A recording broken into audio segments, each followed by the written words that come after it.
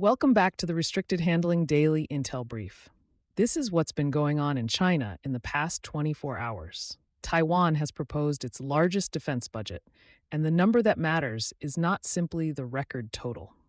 The cabinet wants roughly 1.12 trillion new Taiwan dollars for 2027, an increase of about 18% and more than 3% of gross domestic product under a broader NATO-style accounting method. The package reaches across the Defense Ministry, special procurement, the Coast Guard, and other security costs.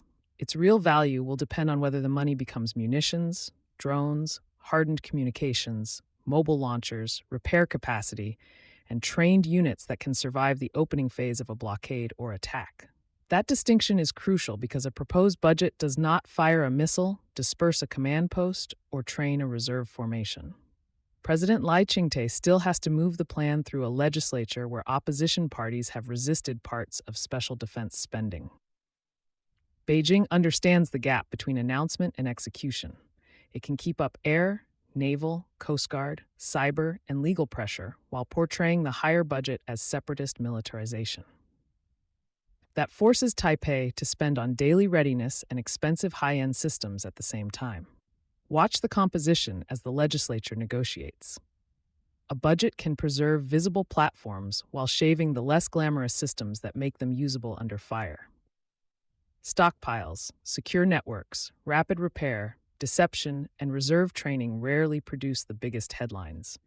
They often decide whether the headline weapons remain relevant after the first wave of strikes. China is also working a different pressure point in Seoul. Foreign Minister Wang Yi told South Korean officials to exercise strategic autonomy, avoid bloc confrontation, and refrain from taking sides. He blamed American hostility for tension with North Korea and called for renewed dialogue.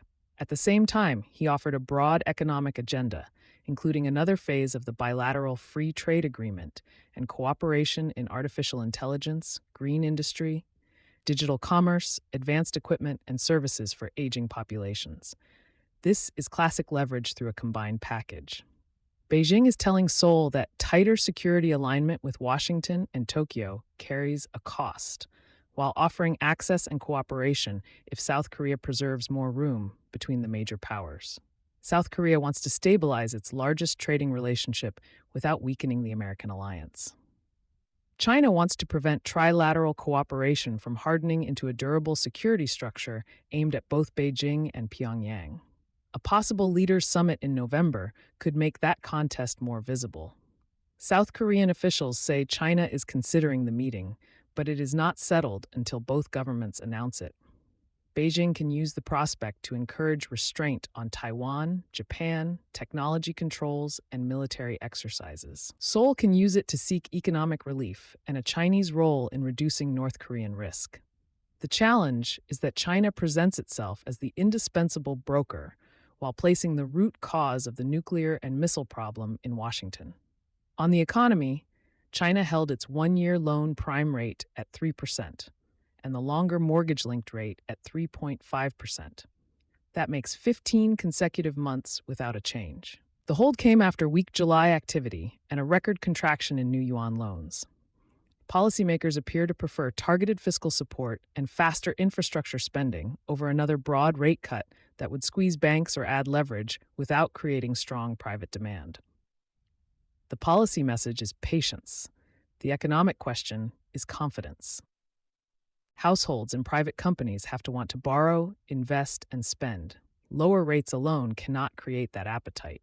If credit demand stays soft, Beijing will face a choice between more aggressive fiscal action, highly targeted monetary tools, or accepting slower domestic momentum, while exports and advanced manufacturing carry more of the load.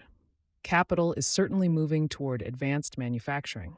Humanoid robot maker Unitree surged in its Shanghai market debut and reached a valuation around $50 billion after raising roughly $900 million.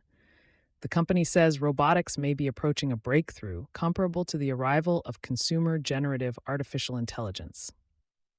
China produced tens of thousands of humanoid robots in the first half of the year, which shows the scale of the industrial push. The commercial case is less mature than the hardware story.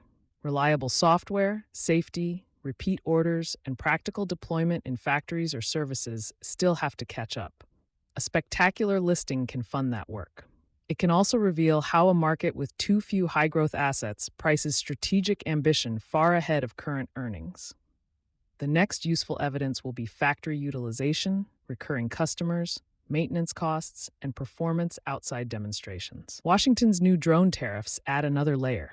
The United States says Section 232 tariffs on drones and parts are needed for national security and supply chain resilience.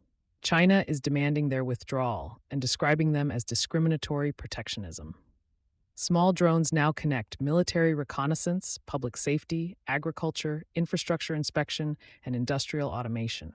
Rebuilding alternative supply chains may reduce dependence over time.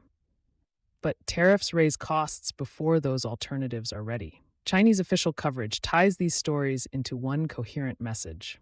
South Korea is urged to choose autonomy and dialogue over bloc politics. American drone tariffs are described as an attack on efficient global supply chains. The unchanged lending rates are presented as deliberate policy patience supported by exports and high-tech manufacturing. Unitree, artificial intelligence factories, worker training, tourism technology, and robotics competitions fill out a picture of practical modernization. Weak credit, high valuations, and restricted market access remain visible, but they do not lead the domestic story. The through line is allocation under strategic pressure. Taiwan is trying to allocate money toward survivable defense. Beijing is directing capital toward industrial champions while keeping macro policy restrained. Washington is trying to reallocate supply chains through tariffs. The announcements are large. The winner will be determined by execution, delivery, and whether institutions can turn money into resilient capability. That's all for today. Be good to one another, keep your critical thinking switched on, and remember, powerful people can survive a little scrutiny. Find the Daily Brief at restrictedhandling.substack.com.